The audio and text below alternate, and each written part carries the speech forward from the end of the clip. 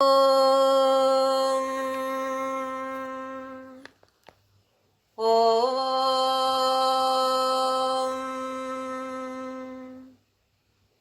ಓಂ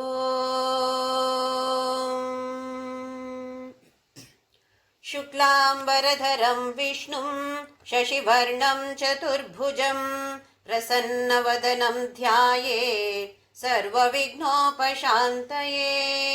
ಗುರುರ್ಬ್ರಹ್ಮ ಗುರುರ್ವಿಷ್ಣು ಗುರುರ್ದೇವೋ ಮಹೇಶ್ವರಃ ಗುರುಃ ಸಾಕ್ಷಾತ್ ಪರಬ್ರಹ್ಮ ತಸ್ಮೈ ಶ್ರೀ ಗುರವೇ ನಮಃ. ಸರಸ್ವತೀ ನಮಸ್ತುಭ್ಯಂ ವರದೆ ಕಾಮರೂಪಿಣಿ ವಿದ್ಯಾರಂಭಂ ಕರಿಷ್ಯಾಮಿ ಸಿದ್ಧಿರ್ಭವತು ಮೇ ಸದಾ. ಹರಿ ಓಂ. ಎಲ್ಲರಿಗೂ ಶುಭೋದಯ.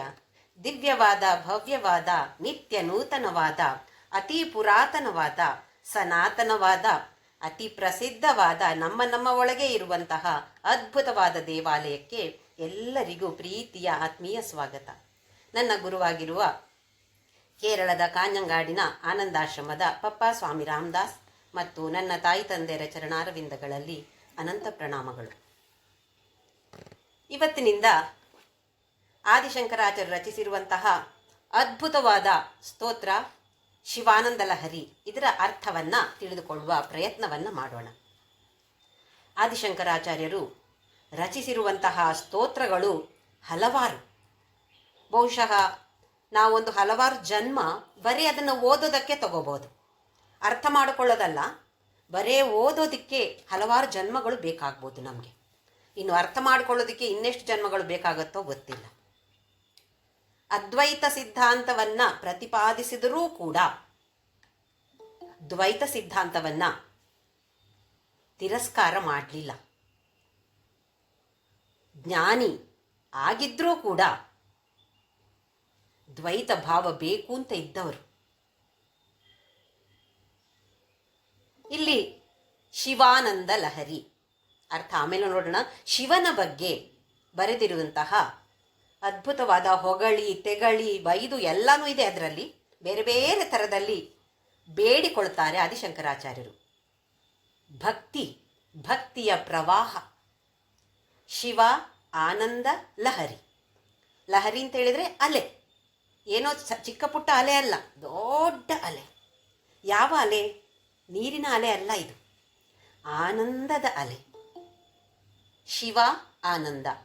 ಶಿವ ಅಂತ ಹೇಳಿದ್ರೆ ನಮ್ಗೆ ಅರ್ಥ ಗೊತ್ತಿದೆ, ಮಂಗಲಮಯವಾದದ್ದು, ಶುಭಕರವಾದದ್ದು. ಶುಭಕರವಾದ ಅಥವಾ ಮಂಗಲಮಯವಾದ ಆನಂದ ಇಲ್ಲಿ. ಯಾಕೆ ಹೀಗೆ ಹೇಳ್ತಿದ್ದಾರೆ ಅಂತಂದರೆ, ನಮಗೆ ಲೌಕಿಕ ಕೋರಿಕೆಗಳು ತೀರಿಸಿದಾಗ ಆನಂದ ಆಗತ್ತೆ. ನನಗೆ ಇವಾಗ ಒಂದು ಹೊಸ ಕಾರ್ ತಗೋಬೇಕು ಅಂತ ಕೋರಿಕೆ ಇತ್ತು, ಆಸೆ ಇತ್ತು, ಎಷ್ಟೋ ವರ್ಷದಿಂದ ಆಸೆ ಇತ್ತು, ತಗೊಂಡಾಯಿತು. ಎಷ್ಟು ಸಂತೋಷ, ಎಷ್ಟು ಆನಂದ. ಒಂದು ವಾರ ಆದಮೇಲೆ ನನ್ನ ಫ್ರೆಂಡ್ ಒಬ್ಬರು ಅವರು ಕೂಡ ಹೊಸ ಕಾರ್ ತಗೊಂಡ್ರು, ಅದು ಇದಕ್ಕಿಂತ ಚೆನ್ನಾಗಿದೆ. ಆಗ ಎಲ್ಲೋಯ್ತು ನನ್ನ ಆನಂದ? ಅವರ ಜೊತೆ ಹೋಲಿಸಿ, ಅಯ್ಯೋ ನಾನು ಈ ಕಾರ್ ಯಾಕೆ ತಗೊಂಡೆ, ನಾನು ಆ ಕಾರ್ ತಗೋಬೇಕಾಗಿತ್ತಲ್ವಾ ಅಂತ ಹೇಳುವ ಭಾವನೆ. ಅಂದರೆ ಈ ಥರದ ಲೌಕಿಕ ಆನಂದ ಯಾವಾಗಲೂ ಕೂಡ ಕ್ಷಣಿಕ. ಕೆಲವು ದಿನಗಳಿರ್ಬೋದು, ಕೆಲವು ತಿಂಗಳಿರ್ಬೋದು, ಅಥವಾ ಕೆಲವು ವರ್ಷಗಳಿರ್ಬೋದು. ಆಮೇಲೆ ಯಾವ ವಸ್ತು ಅಥವಾ ಯಾವ ಪರಿಸ್ಥಿತಿ ಅಥವಾ ಯಾವ ವ್ಯಕ್ತಿ ನಮಗೆ ಸಂತೋಷವನ್ನು ಕೊಟ್ಟಿತೋ ಅದೇ ವ್ಯಕ್ತಿ, ಅದೇ ವಸ್ತು ಅಥವಾ ಅಂಥದ್ದೇ ಪರಿಸ್ಥಿತಿಯಿಂದ ನಮಗೆ ದುಃಖವೇ ಜಾಸ್ತಿ. ಹಾಗಾಗಿ ಲೌಕಿಕ ಆನಂದ ಯಾವತ್ತೂ ಕೂಡ ಶಾಶ್ವತ ಅಲ್ಲ.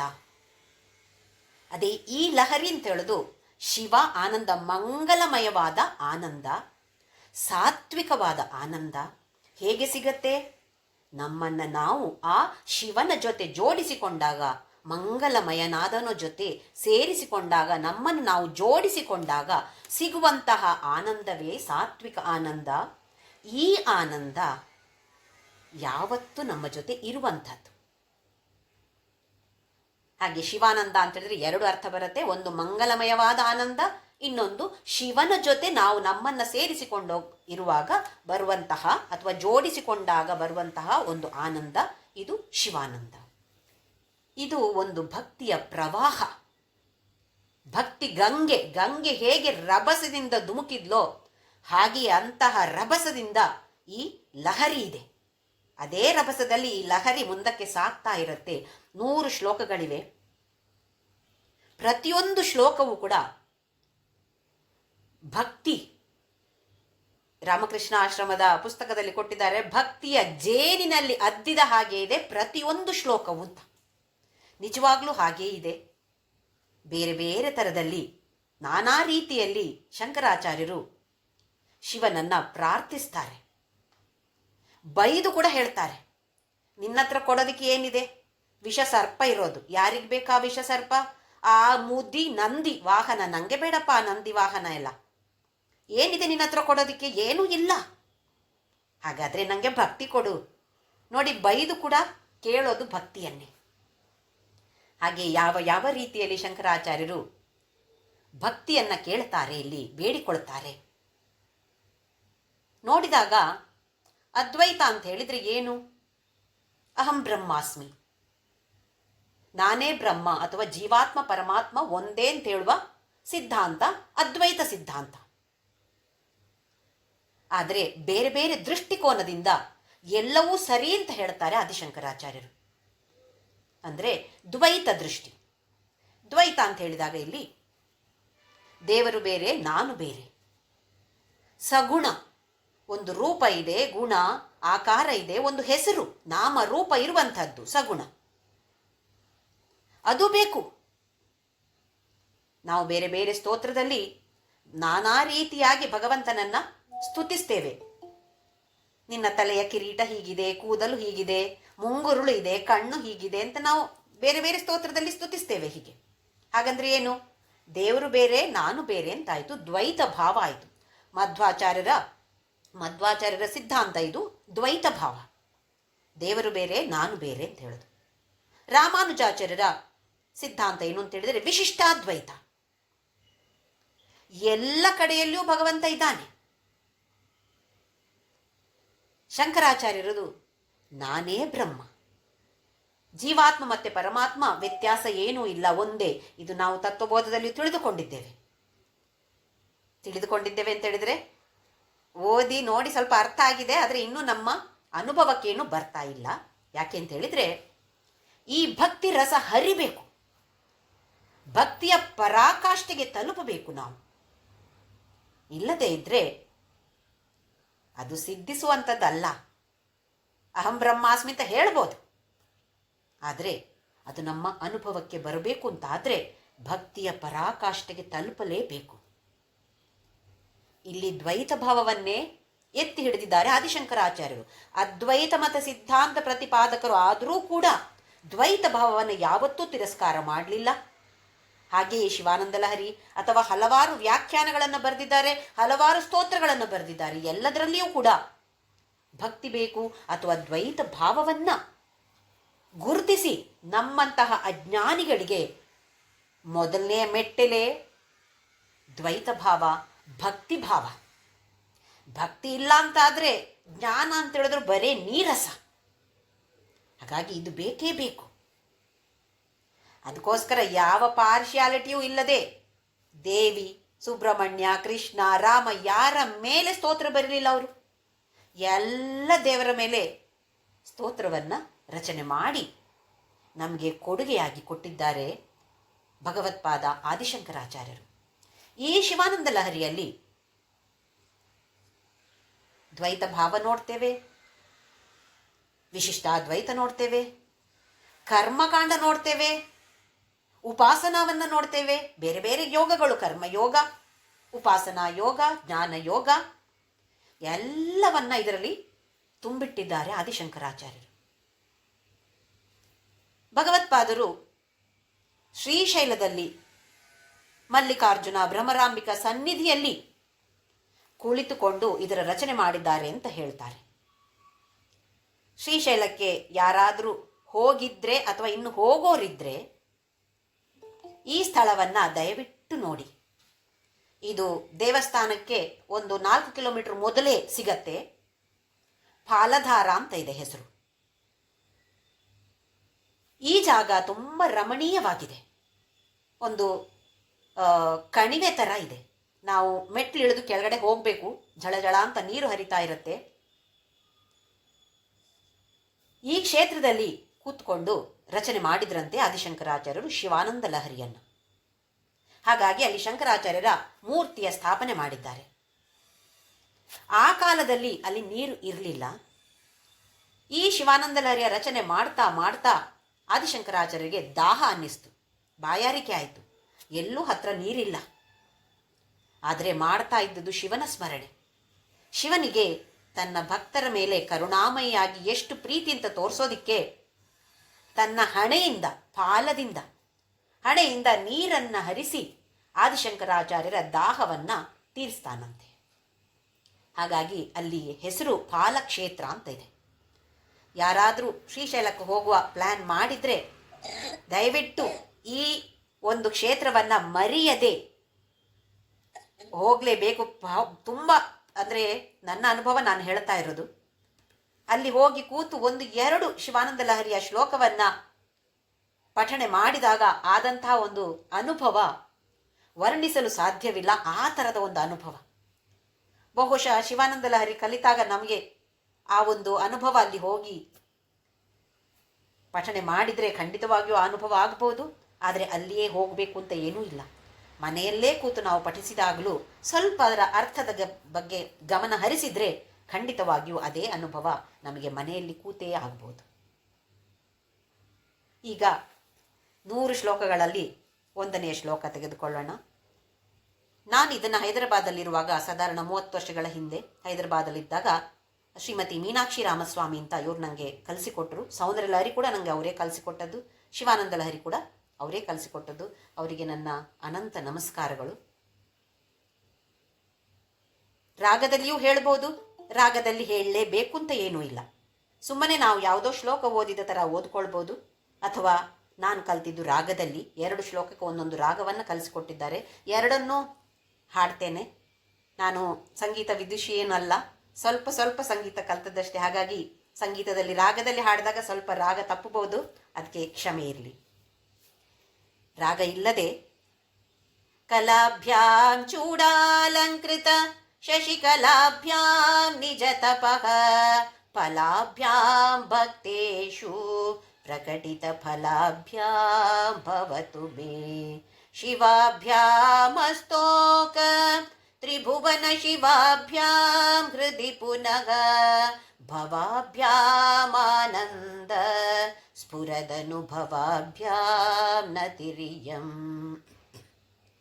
ಕಲಾಭ್ಯಾಂ ಚೂಡಾಲಂಕೃತ ಶಶಿಕಲಾಭ್ಯಾಂ ನಿಜ ತಪ ಫಲಾಭ್ಯಾಂ ಭಕ್ತೇಷು ಪ್ರಕಟಿತ ಫಲಾಭ್ಯಾಂ ಭವತು ಮೇ ಶಿವಾಭ್ಯಾಂ ಅಸ್ತೋಕ ತ್ರಿಭುವನ ಶಿವಾಭ್ಯಾಂ ಹೃದಿ ಪುನಃ ಭವಾಭ್ಯಾಂ ಆನಂದ ಸ್ಫುರದನುಭವಾಭ್ಯಾಂ ನತಿರಿಯಂ. ಮೊದಲನೇ ಶ್ಲೋಕ ಮಂಗಲಮಯವಾದ ಶ್ಲೋಕ. ದಿವ್ಯ ದಂಪತಿಗಳನ್ನು ಪ್ರಾರ್ಥನೆ ಮಾಡುವಂತಹ ಶ್ಲೋಕ. ಯಾವ ಅದ್ವೈತದ ಕ್ಲಾಸ್ ಆದರೂ ಕೂಡ ಧ್ಯಾನ ಶ್ಲೋಕ ಅಂತ ಒಂದು ಇದ್ದೇ ಇರುತ್ತೆ ನೋಡಿ. ಅದ್ವೈತ ಆದರೂ ದ್ವೈತ, ಇದು ನಮ್ಮ ಸನಾತನ ಧರ್ಮದ ಶ್ರೇಷ್ಠತೆ. ಬೇರೆ ಬೇರೆ ದೃಷ್ಟಿಕೋನದಿಂದ ನೋಡ್ತಾ ಇರೋದಷ್ಟೇ. ಇಲ್ಲಿ ಆದಿಶಂಕರಾಚಾರ್ಯರು ಆ ದಿವ್ಯ ದಂಪತಿಗಳನ್ನು ಪ್ರಾರ್ಥನೆ ಮಾಡ್ತಾ ಇದ್ದಾರೆ, ಪಾರ್ವತೀ ಪರಮೇಶ್ವರರನ್ನು. ಕಾಳಿದಾಸ ರಘುವಂಶದಲ್ಲಿ ವಾಗರ್ಥವಿವ ಸಂಪೃಕ್ತೌ ವಾಗರ್ಥ ಪ್ರತಿಪತ್ತಯೇ ಜಗತಃ ಪಿತರೌ ಒಂದೇ ಪಾರ್ವತೀ ಪರಮೇಶ್ವರವು ಅಂತ ಸ್ತುತಿಸಿರ್ತಾನೆ. ಜಗತ್ತಿಗೆ ಪಿತೃ, ಜಗತ್ತಿಗೆ ತಾಯಿ ತಂದೆಯವರು ಪಾರ್ವತೀ ಪರಮೇಶ್ವರ. ಅಂತಹ ಪಾರ್ವತೀ ಪರಮೇಶ್ವರರಿಗೆ ಆದಿಶಂಕರಾಚಾರ್ಯರು ನತಿಹಿ ಇಯಂ, ಕೊನೆಯಲ್ಲಿ ಬರುತ್ತೆ ನತಿಹಿ. ನತಿ ಅಂತೇಳಿದ್ರೆ ನನ್ನ ನಮಸ್ಕಾರ, ಇಯಂ ಅಂತೇಳಿದ್ರೆ ಇದು, ಈ ನಮಸ್ಕಾರ ನನ್ನದು. ಯಾರಿಗೆ? ಕಲಾಭ್ಯಾಂ, ಎಲ್ಲ ಕಲೆಗಳಿಗೂ ಮೂಲವಾಗಿರುವಂತಹ ದಂಪತಿಗಳಿಗೆ. 64 ಕಲೆಗಳಿವೆ ಅಂತ ಹೇಳ್ತಾರೆ. ಆ ಎಲ್ಲದಕ್ಕೂ ಮೂಲವಾಗಿರುವಂಥವರು ಪಾರ್ವತಿ ಪರಮೇಶ್ವರರು. ಆದಿ ದಂಪತಿಗಳು ಹೇಳ್ತಾರೆ, ದಿವ್ಯ ದಂಪತಿಗಳು ಅಂತ ಹೇಳ್ತಾರೆ. ಹಾಗೆ ಅಂತಹವರಿಗೆ ಕಲಾಭ್ಯಾಂ, ಚೂಡಾಲಂಕೃತ ಶಶಿಕಲಾಭ್ಯಾಂ. ಚೂಡ ಅಂತ ಹೇಳಿದ್ರೆ ನಮ್ಮ ತಲೆಯಲ್ಲಿ ಅಲಂಕೃತವಾಗಿರುತ್ತೆ. ಯಾರು? ಶಶಿಕಲಾಭ್ಯಾಂ, ಚಂದ್ರ. ನಮಗೆ ಗೊತ್ತಿದೆ, ಚಂದ್ರ ಶಿವ ಮತ್ತು ಪಾರ್ವತಿಯ ತಲೆಯ ಮೇಲೆ ಕೂತಿರ್ತಾನೆ. ಅದು ಹೇಗಿರುವ ಚಂದ್ರ? ಪೂರ್ಣಿಮಾ ಚಂದ್ರ ಅಲ್ಲ, ಶಶಿಕಲಾ. ಇಲ್ಲಿ ಕಲಾ ಅಂತ ಹೇಳಿದ್ರೆ ಆ ಕಲೆಗಳು 64 ಕಲೆಗಳು ಅಲ್ಲ, ಸಂದರ್ಭೋಚಿತವಾಗಿ ನಾವು ಅರ್ಥವನ್ನು ತೆಗೆದುಕೊಳ್ಬೇಕಾಗತ್ತೆ. ಇಲ್ಲಿ ಕಲಾ ಅಂತ ಹೇಳಿದ್ರೆ ಒಂದು ಭಾಗ. ಪೂರ್ಣಿಮದಲ್ಲಿ ಬರುವಂತಹ ಚಂದ್ರ ಪೂರ್ಣವಾಗಿರ್ತಾನೆ. ಈಗ ಇಲ್ಲಿರುವಂಥವನು ಸ್ವಲ್ಪವೇ ಒಂದು ಭಾಗ ಮಾತ್ರ. ಹಾಗಾಗಿ ಶಶಿಕಲಾ ಅಂತ ಹೆಸರು. ಶಶಿಯ ಒಂದು ಭಾಗ ತಲೆಯಲ್ಲಿ ಅಲಂಕೃತವಾಗಿ ಆಭರಣವಾಗಿ ಧರಿಸಿಕೊಂಡಿರ್ತಾರೆ. ಇಬ್ಬರು ಕೂಡ ಪಾರ್ವತಿ ಪರಮೇಶ್ವರರು. ಇದಕ್ಕೊಂದು ಕಥೆ ಇದೆ. ಏನು ಅಂದರೆ, ದಕ್ಷ ಪ್ರಜಾಪತಿ ಹೆಂಡತಿ ಪ್ರಸೂತಿ ಅಂತ ಇವರಿಗೆ ಒಟ್ಟು 60 ಮಗಳಂದರು ಇರ್ತಾರಂತೆ. ಅದರಲ್ಲಿ 27 ಮಗಳಂದ್ರನ್ನು ಚಂದ್ರನಿಗೆ ಮದುವೆ ಮಾಡಿ ಕೊಡ್ತಾರೆ. ಆ 27 ಹೆಂಡತಿಯರಲ್ಲಿ ಚಂದ್ರನಿಗೆ ರೋಹಿಣಿಯ ಮೇಲೆ ಸ್ವಲ್ಪ ಜಾಸ್ತಿ ಪ್ರೇಮ, ಸ್ವಲ್ಪ ಪಾರ್ಶಿಯಾಲಿಟಿಯಲ್ಲಿ. ಉಳಿದ 26 ಹೆಂಡತಿಯರಿಗೆ ಸ್ವಲ್ಪ ಅಸೂಯೆ ಆಗ್ತಾ ಇತ್ತು. ಯಾವಾಗ ನೋಡಿದ್ರು ರೋಹಿಣಿ ಜೊತೆ ಜಾಸ್ತಿ ಸಮಯ ಕಳೀತಾ ಇರ್ತಾನೆ ನನ್ನ ಗಂಡ, ಇದಕ್ಕೆ ಸರಿಯಲ್ಲ, ಇದು ಸರಿಯಲ್ಲ ಅಂಥೇಳಿ ಈ 26 ಜನರು ಕೂಡ, ಹೆಂಡತಿಯರು ಕೂಡ ತಂದೆಯಾದ ದಕ್ಷ ಪ್ರಜಾಪತಿ ಹತ್ರ ಹೋಗಿ ದೂರು ಕೊಡ್ತಾರೆ. ನಮ್ಮ ಗಂಡ ಪಾರ್ಶಿಯಾಲಿಟಿ ಮಾಡ್ತಾ ಇದ್ದಾನೆ, ರೋಹಿಣಿಯನ್ನು ಜಾಸ್ತಿ ಪ್ರೇಮಿಸ್ತಾನೆ. ದಕ್ಷನಿಗೆ ಸಿಟ್ಟು ಬಂತು. ಚಂದ್ರನನ್ನ ಕರೆದು, ಹೀಗೆ ಮಾಡಬಾರ್ದು, ಎಲ್ಲರನ್ನೂ ಒಂದೇ ಸಮಾನವಾಗಿ ಪ್ರೀತಿಸಬೇಕು ನೀನು ಅಂತ ಹೇಳಿದ. ಚಂದ್ರ ಆಯ್ತು ಅಂತ ಹೇಳ್ದ. ಆದರೆ ಹಾಗೆ ಮಾಡಲಿಲ್ಲ. ಮತ್ತು ಕೂಡ ರೋಹಿಣಿಯ ಮೇಲೆ ಜಾಸ್ತಿ ಪ್ರೇಮವನ್ನು ತೋರಿಸ್ತಾ ಇದ್ದ. ಕೊನೆಯಲ್ಲಿ ದಕ್ಷನಿಗೆ ವಿಪರೀತ ಸಿಟ್ಟು ಬಂದು ಶಾಪವೇ ಕೊಟ್ಟು ಬಿಟ್ಟ ಚಂದ್ರನಿಗೆ. ನಿನ್ನ ಶಕ್ತಿ ಎಲ್ಲ ಕ್ಷೀಣವಾಗಲಿ, ನಿನ್ನ ತೇಜಸ್ಸು, ನಿನ್ನ ಮೆರುಗು ಏನಿದೆ ಎಲ್ಲ ಕ್ಷೀಣವಾಗಲಿ ಅಂತ ಶಾಪ ಕೊಟ್ಟು ಬಿಟ್ಟ. ಶಾಪ ಫಲ ಕೊಡಲಿಕ್ಕೆ ಶುರುವಾಯಿತು. ಚಂದ್ರ ಸ್ವಲ್ಪ ಸ್ವಲ್ಪ ಕ್ಷೀಣ ಆಗಕ್ಕೆ ಶುರುವಾದ. ಹೀಗೆ ಕ್ಷೀಣವಾದಾಗ ಅವನಿಗೆ ಭಯ ಆಗ್ಬಿಡ್ತು. ಅಯ್ಯೋ, ಎಲ್ಲ ಶಕ್ತಿ ಹೋದರೆ ನಾನು 0 ಆಗ್ಬಿಡ್ತೇನೆ, ಇನ್ನೇನು ಮಾಡೋದು ಅಂತ ಹೇಳಿಬಿಟ್ಟು ಓಡ್ ಹೋಗಿ ಕೈಲಾಸದಲ್ಲಿ ಶಿವನ ಕಾಲ ಮೇಲೆ ಬಿದ್ದು, ನಾನು ಶರಣು ಬಂದಿದ್ದೇನೆ, ನನ್ನ ಮಾವ ನನಗೆ ಹೀಗೆ ಶಾಪ ಕೊಟ್ಟಿದ್ದಾರೆ, ಅದೇ ಶಾಪ ಫಲಿತ ನನಗೆ ಕಾಣ್ತಾ ಇದೆ, ನಾನು ಕ್ಷೀಣ ಆಗ್ತಾ ಇದ್ದೇನೆ. ಅವಾಗ ಶಿವ, ಕರುಣಾಮಯಿ ಶಿವ, ನೀನೇನು ಹೆದರಬೇಡ, ನನ್ನ ತಲೆ ಮೇಲೆ ಕೂತ್ಕೊಂಡ್ಬಿಡು ಅಂತ ಹೇಳ್ದ. ಹಾಗೆ ಚಂದ್ರ ಶಿವನ ತಲೆ ಮೇಲೆ ಒಂದು ಅಲಂಕೃತ ವಸ್ತುವಾಗಿ ಕುಳಿತು ಬಿಟ್ಟ. ಶಿವನೇ ಹೇಳಿದ ಮೇಲೆ ಇನ್ನೇನಿದೆ ಭಯ? ಹೌದು, ಕ್ಷೀಣ ಆದ. ಆದರೆ ಮತ್ತೆ ಶಕ್ತಿ ತುಂಬಿತು. ಹಾಗೆ ದಕ್ಷ ಪ್ರಜಾಪತಿಯ ಶಾಪದಿಂದಾಗಿ ಪೂರ್ಣಿಮದಿಂದ ಅಮಾವಾಸ್ಯ, ಅಮಾವಾಸ್ಯದಿಂದ ಪೂರ್ಣಿಮಾ, ಅಮಾವಾಸ್ಯದಿಂದ ಪೂರ್ಣಿಮಾ ಆಗೋದು ಶಿವನ ಶಕ್ತಿಯಿಂದಾಗಿ. ಇಲ್ಲಿ ಏನು ಹೇಳ್ತಿದ್ದಾರೆ ಅಂತ ಹೇಳಿದರೆ, ಆ ಕಥೆ ಸತ್ಯವೋ ಅಥವಾ ಅಲ್ವೋ ಅಂತ ನಮಗೆ ಆ ವಿವಾದ ಬೇಡ. ಆದರೆ ಇಲ್ಲಿ ನಮಗೆ ನಾವೇನು ಕಲ್ತ್ಕೊಳ್ಬೇಕಾದದ್ದು ಅಂತ ಹೇಳಿದರೆ, ತಪ್ಪು ಕೆಲವೊಂದು ಸಲ ಮಾಡ್ತೇವೆ ನಾವು. ಆ ತಪ್ಪು ಮಾಡಿದಾಗ ನಾವೇನು ಮಾಡ್ತೇವೆ? ನಾನೇ ಸರಿ, ತಪ್ಪು ಅಂತ ಗೊತ್ತಿದ್ರೂ ಕೂಡ ನಮ್ಮ ಅಹಂಭಾವ, ಅಹಂಕಾರ ಅಂತ ಹೇಳೋದಿದೆ, ತಪ್ಪು ಮಾಡಿದ್ದೇನೆ ಅಂತೇಳಿ ಒಪ್ಪಿಕೊಳ್ಳೋದಿಲ್ಲ. ಇದು ನಾವು ತಪ್ಪು ಮಾಡಿದ್ದೇನೆ ಅಂತ ಒಪ್ಪಿಕೊಂಡು, ಪರಮಾತ್ಮ ನೀನೇ ಗತಿ ನನಗೆ ಅಂತ ಹೇಳಿ ಶರಣಾಗತಿ ಪಡೆದ್ರೆ ಇವನು ಕರುಣಾಮಯಿ, ಖಂಡಿತವಾಗಿಯೂ ನಮ್ಮನ್ನು ಎತ್ತಿ ಹಿಡಿತಾನೆ. ಇದನ್ನು ಶಂಕರಾಚಾರ್ಯ ನಮಗಿಲ್ಲಿ ತೋರಿಸಿಕೊಡ್ತಾ ಇರುವಂಥದ್ದು. ಚೂಡಾಲಂಕೃತ ಶಶಿಕಲಾಭ್ಯಾಂ ನಿಜ ತಪಃ ಫಲಾಭ್ಯಾಂ. ಇಬ್ಬರು ಗಂಡ ಹೆಂಡತಿ ಇಬ್ಬರು ಕೂಡ ತಪಸ್ಸಿನ ಫಲ. ಹೇಗೆ ಅಂತ ಹೇಳಿದರೆ, ನಮಗೆ ದಕ್ಷನ ಮಗಳಾದ ಸತಿ ಶಿವನ ಪತ್ನಿಯಾಗಿದ್ದು, ದಕ್ಷ ಯಾವುದೋ ಒಂದು ಯಜ್ಞವನ್ನು ಮಾಡಿದಾಗ ಮಗಳು ಅಳಿಯನನ್ನು ಆಮಂತ್ರಿಸೋದಿಲ್ಲ. ಯಾಕೆ ಅಂತೇಳಿದರೆ ಅಳಿಯನ ಮೇಲೆ ಗೌರವ ಏನೂ ಇರೋದಿಲ್ಲ ಅವನಿಗೆ. ಆಮಂತ್ರಣ ಇಲ್ಲದೇ ಇದ್ರೂ ಸತಿಗೆ ಹೋಗಬೇಕು ಅಂತ ಅನ್ಸತ್ತೆ ತವ್ರ ಮನೆಗೆ. ಎಷ್ಟು ಜನ ಎಲ್ಲರೂ ಹೋಗ್ತಿದ್ದಾರೆ, ನಾವು ಹೋಗೋಣ ಅಂತೇಳಿ. ನೀನು ಬೇಕಿದ್ರೆ ಹೋಗು ಅಂತ ಹೇಳ್ತಾನೆ ಅವನು. ಹಾಗೆ ಅವಳು ಮಾತ್ರ ಹೋಗ್ತಾಳೆ. ಈ ಕತೆ ನಮಗೆ ಗೊತ್ತಿದೆ. ಅಲ್ಲಿ ಅಪಮಾನದಿಂದಾಗಿ ಚಿತೆಯ ಮೇಲೆ ಅಗ್ನಿಯಲ್ಲಿ ಧುಮುಕಿ ಭಸ್ಮವಾಗಿ ಬಿಡ್ತಾಳೆ. ಅಂದರೆ ಆ ದೇಹ ನಾಶ ಆಗಿ ಹೋಯಿತು. ಆಮೇಲೆ ಶಿವನಿಗೆ ಸಿಟ್ಟು ಬಂದು ಅದೆಲ್ಲ ಕಥೆ ಇದೆ. ಅದೆಲ್ಲ ಎಲ್ಲರಿಗೂ ಗೊತ್ತಿರುವ ಕಾರಣ ಅದಿಲ್ಲಿ ಅಗತ್ಯ ಇಲ್ಲ ಅಂತ ಅನ್ಸತ್ತೆ. ಆಮೇಲೆ ಶಿವ ತಪಸ್ಸು ಮಾಡ್ತಾನೆ. ಯಾಕೆ? ಅದೇ ಸತಿ ನನಗೆ ಹೆಂಡತಿಯಾಗಿ ಮತ್ತೆ ಬೇಕು ಅಂತ. ಆ ತಪಸ್ಸಿನಿಂದಾಗಿ ಪರ್ವತರಾಜನ ಕುಮಾರಿಯಾಗಿ ಪಾರ್ವತಿ ಹುಟ್ಟುತ್ತಾಳೆ. ಪಾರ್ವತಿಯು ಚಿಕ್ಕಂದಿನಿಂದಲೇ ಶಿವನೇ ತನ್ನ ಪತಿ ಆಗಬೇಕು ಅಂತೇಳಿ ತಪಸ್ಸು ಮಾಡ್ತಾಳೆ. ಕೊನೆಗೆ ಅವರಿಬ್ಬರ ವಿವಾಹ ನಡೆಯುತ್ತೆ. ಅಂದರೆ ಇಲ್ಲಿ ಇಬ್ಬರು ಕೂಡ ಒಬ್ಬರೊಬ್ಬರ ತಪಸ್ಸಿನ ಫಲವಾಗಿ ಸಿಕ್ಕಿರುವಂಥವರು. ಶಿವನಿಗೆ ಪಾರ್ವತಿ, ಪಾರ್ವತಿಗೆ ಶಿವ ಸಿಕ್ಕಿರೋದು ಹೇಗೆ? ಅವರು ಕೂಡ ತಪಸ್ಸು ಮಾಡಬೇಕಾಯ್ತು ನೋಡಿ. ಹೀಗೆ ದಿವ್ಯ ದಂಪತಿಗಳು ಒಬ್ಬರಿಗೊಬ್ಬರು ಸಿಕ್ಕಿರೋದು ತಪಸ್ಸಿನಿಂದಾಗಿ. ನಿಜ ತಪಃ ಫಲಾಭ್ಯಾಂ ಭಕ್ತೇಶು ಪ್ರಕಟಿತ ಫಲಾಭ್ಯಾಂ.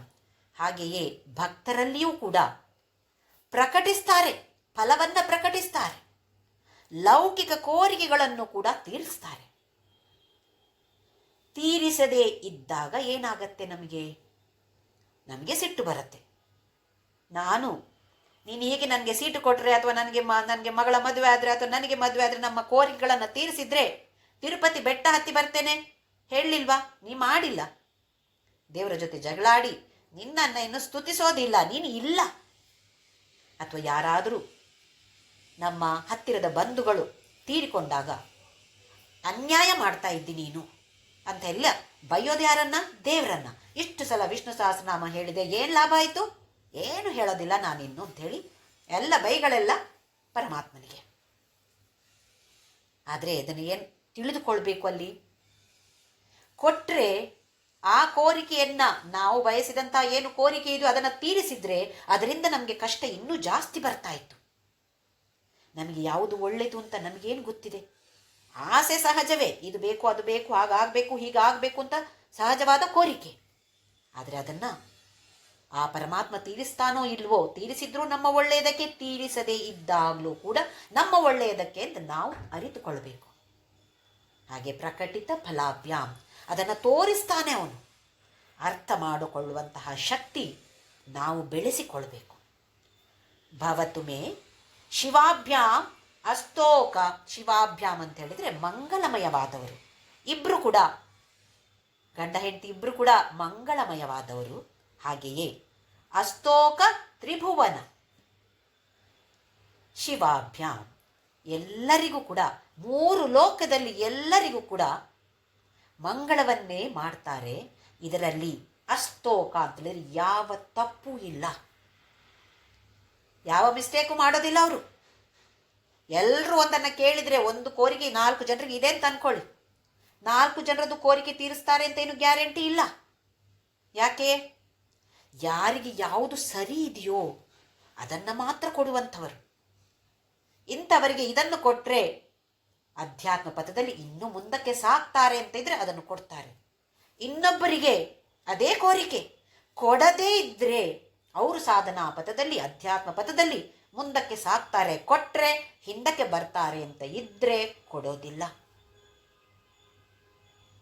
ಹಾಗಾಗಿ ಅದರಲ್ಲಿ ಯಾವ ತಪ್ಪು ಅವರು ಮಾಡೋದಿಲ್ಲ. ನಮಗೆ ಈ ಕೋರಿಕೆ ತೀರಲೇಬೇಕು, ಹೀಗೇ ಆಗಬೇಕು ಅಂತ ನಾವಿರ್ತೇವೆ. ಆಗದೇ ಇದ್ದಾಗ ಸಿಟ್ಟು ಬರುತ್ತೆ. ನಾವೇನನ್ನ ತಿಳಿದುಕೊಳ್ಬೇಕು ಅಂತೇಳಿದರೆ, ಆಗದೇ ಇದ್ದಾಗ ಇದು ಭಗವಂತನ ಇಚ್ಛೆ, ಭಗವಂತನಿಗೆ ಗೊತ್ತಿದೆ, ನನಗೆ ಯಾವುದು ಒಳ್ಳೆಯದು ಅಂತ ಅವನಿಗೆ ಗೊತ್ತಿದೆ, ಹಾಗೆ ಅವನಿಗೆ ಬಿಟ್ಬಿಡೋಣ. ಈ ಭಾವನೆಯನ್ನು ನಾವು ತಿಳಿದುಕೊಳ್ಳೋದಲ್ಲ, ಆಚರಣೆಯಲ್ಲಿ ತರಬೇಕು. ತಿಳಿಯೋದು ಎಲ್ರಿಗೂ ಗೊತ್ತಿರದೆ ಮಾತಾಡಲಿಕ್ಕೆ ಫಿಲಾಸಫಿ ನಾವೆಲ್ಲ ಮಾತಾಡ್ತೇವೆ, ಎಷ್ಟು ಸುಲಭ. ಈಗ ನೋಡಿ, ಸತ್ಸಂಗ ಮಾಡೋದು, ಲೆಕ್ಚರ್ ಕೊಡೋದು ಎಷ್ಟು ಸುಲಭ. ಆದರೆ ಅದನ್ನು ಆಚರಣೆಯಲ್ಲಿ ನಾವು ತಂದುಕೊಳ್ಳುವ ಪ್ರಯತ್ನವನ್ನು ಮಾಡೋಣ. ಆಮೇಲೆ ಹೃದಯ ಪುನಃ ಭವಾಭ್ಯಾಂ. ಹೇಗೆ ಅಂತೇಳಿದರೆ ಮತ್ತೆ ಮತ್ತೆ ನನ್ನ ಹೃದಯದಲ್ಲಿ ಕಾಣಿಸ್ತಾ ಇರಬೇಕು.